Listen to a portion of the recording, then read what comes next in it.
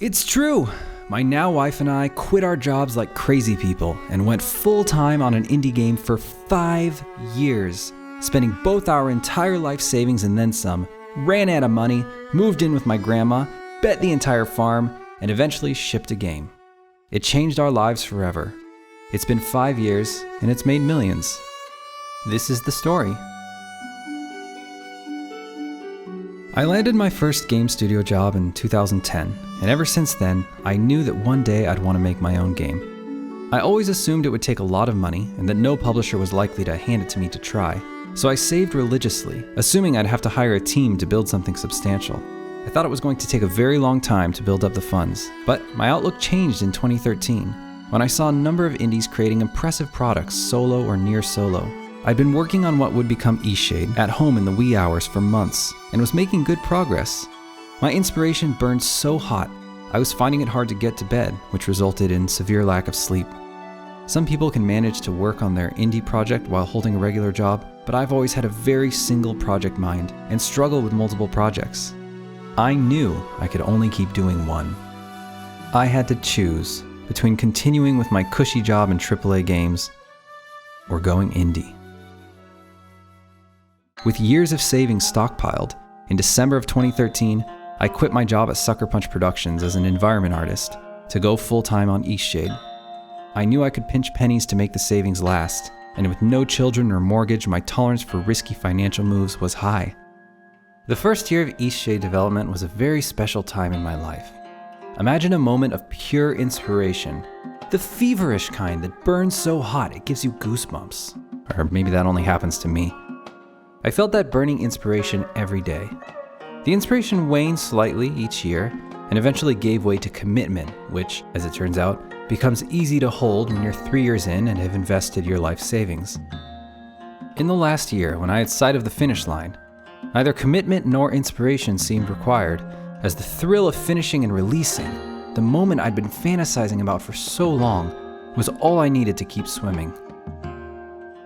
I started Eastshade alone, but fortunately I didn't have to finish alone. By the second year, my partner Jacqueline was making major contributions in design, writing, UI art, and in-game illustrations.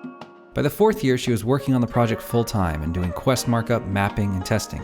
Most of the game's hallmark mechanics were of her conception and design, including the painting mechanic itself, as well as the inspiration mechanic. In addition to her high-level art chops, she has grown into the best game designer I know, and it's safe to say the game would have been wholly unrecognizable without her. Beyond myself and Jacqueline, our composer, the amazing Phoenix Glendinning, had been working closely with us from the start. We also had a character artist, Daniel Murtakariu, who is an army unto himself and single-handedly modeled all the outfits and characters. Toward the end of production, we hired 2 quest scripters and a programmer to help us implement quests and get the game across the finish line. Finally, we worked with a number of additional contractors, including voice actors, translators, Do Games who handled our console ports, as well as our publicist extraordinaire, Charlene LeBron of Player 2 PR. Throughout Eastshade's history, there were a few moments of eureka design. I'd always known I'd wanted to make a game that was a place. A strong sense of place is my favorite thing a video game can give, and it is, and will always be, the main design pillar of any game I have authority in designing. And I knew I wanted it to be a nice place, where you could feel cozy and safe.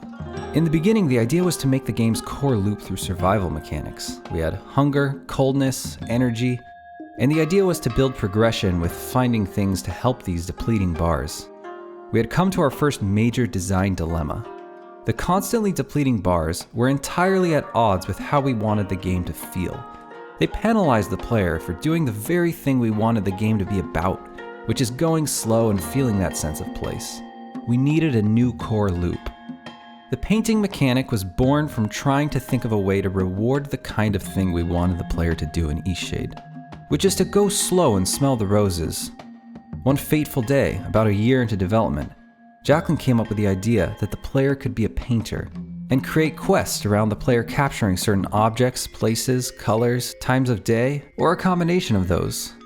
This would work in perfect harmony with wandering and smelling the roses, because the slower the player went and the more they let the sense of place wash over them, the better they would do at these quests.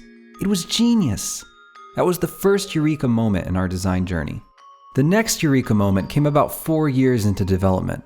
And although it's a less prominent feature, to me was even more momentous. It was the type of idea that doesn't make new work, but rather solves existing problems. It was the inspiration mechanic. The idea was that creating paintings would cost inspiration, and new experiences in the game world would give you inspiration.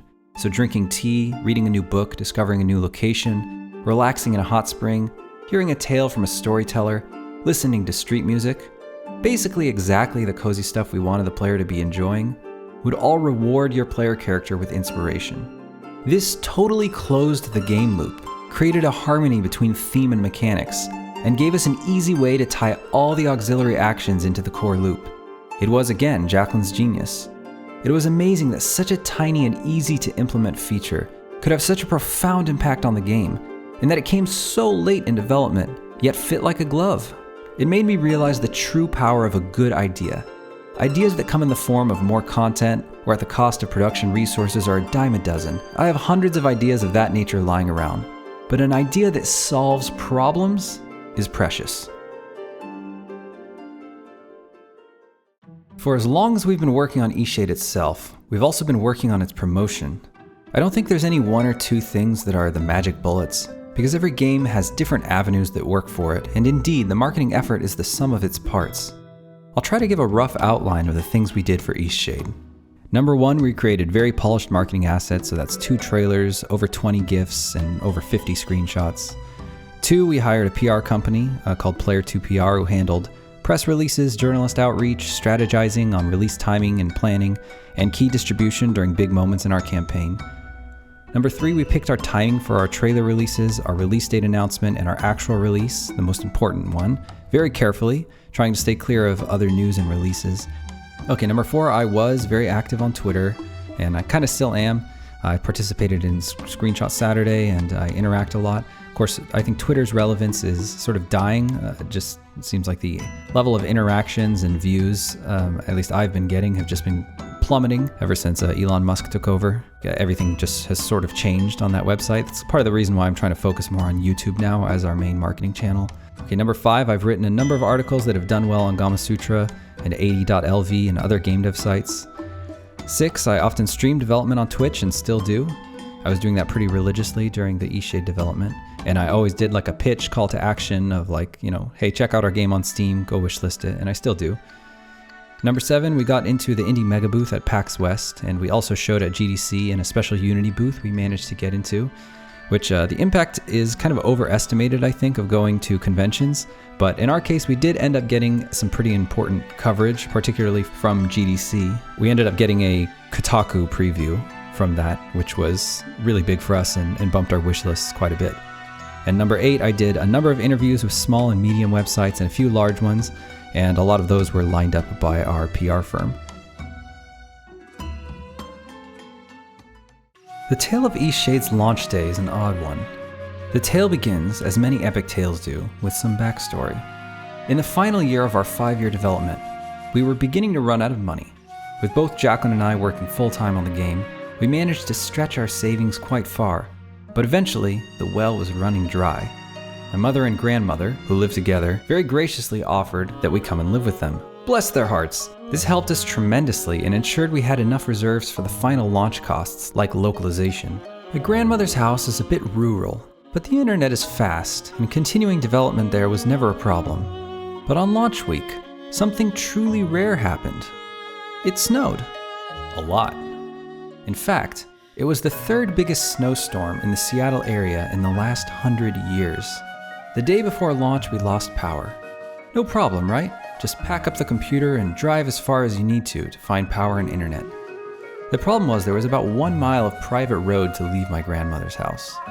With over a foot of snow, just about any car was hopeless, and no snowplow was coming. We considered our options. The first thing we tried was driving over the snow. We made it about 20 feet before losing traction and starting to drift sideways toward a ravine. Fortunately, this was still in the driveway, so we could just leave it there. Next, we started shoveling a path. Now, anyone who has shoveled snow probably is finding that notion quite laughable, because shoveling a mile of snow by hand is really not feasible. It only took a few feet of shoveled road to understand that. Running out of ideas, we considered gathering our things and hiking out to the main road, and summoning a family member to pick us up. But among other logistical issues that are too tedious for this story, the roads were in no state for anyone to be driving on.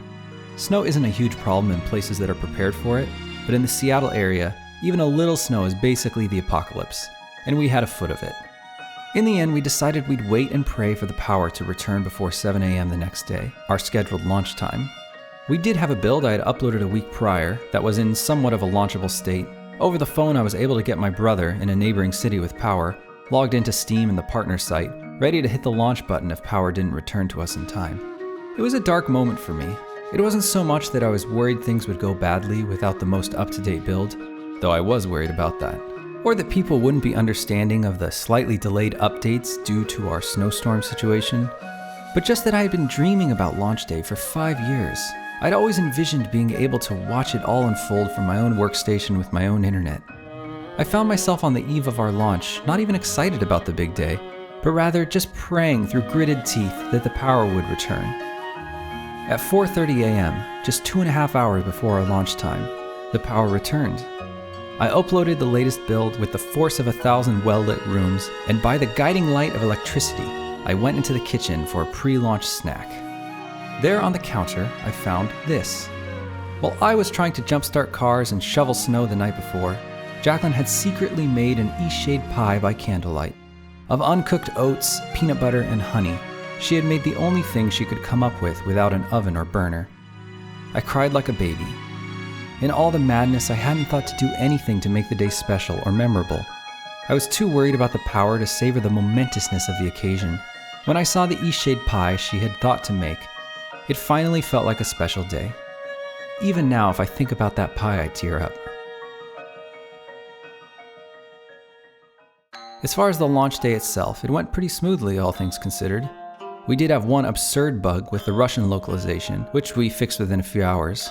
A few days earlier, we caught that some of the text fields were overflowing in Russian, so I scaled the Russian font down globally to 90%. On my ultra-quick verification test, everything looked dandy, but if I had kept playing for another minute, I would have seen a ridiculous problem. I was doing 90% of the current font size. The result was that the font shrank a tiny bit each time the text field was repopulated, until you get something like this.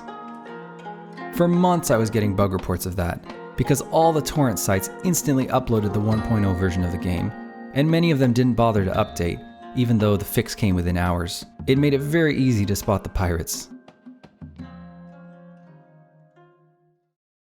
I'm hugely proud of Eastshade. It's a bigger and better game than anything I envisioned when I first started it in 2013. I'm so fulfilled by its completion that if I died tomorrow, I would be content with what I did with my years. To be clear, I'd very much like to keep living, but that is the level of impetus I felt to complete it. In the months following its release, amidst the joy of finally achieving some security as an indie and the warmth of its reception, a small part of me did feel off. It was the forward-looking part of dreaming about what Eastshade would become. It may sound a bit one-dimensional, but for 5 years, I saw many things in life through the lens of being excited for Eastshade. If I saw a beautiful building, I'd think, oh, we could do something like that in Eastshade. Or if I heard a street performer, I would think, wow, wouldn't it be cool if we had street performers in Eastshade? All forms of inspiration were impulsively funneled into dreaming about the game. When it was finally released, I was a little unprepared for the quickness with which that habit had to die.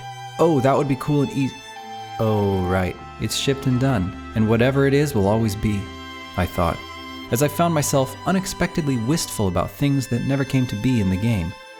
But you can't keep working on something forever, and please don't advise me to keep working on content updates for our fully released single-player, barely replayable game with a regular decaying sales curve. Eastshade Studios is now a fully self-funded game studio, free to work on our own projects. We're a game ahead of our capital instead of a game behind, meaning our revenue is stockpiling for our next game, instead of going to pay back a publisher or investor for our last.